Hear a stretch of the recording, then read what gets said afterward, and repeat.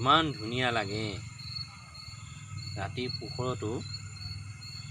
ইয়াৰ ৰংটো বৰ ধুনীয়া লাগে পাতকেইটা জাপ খাই যায়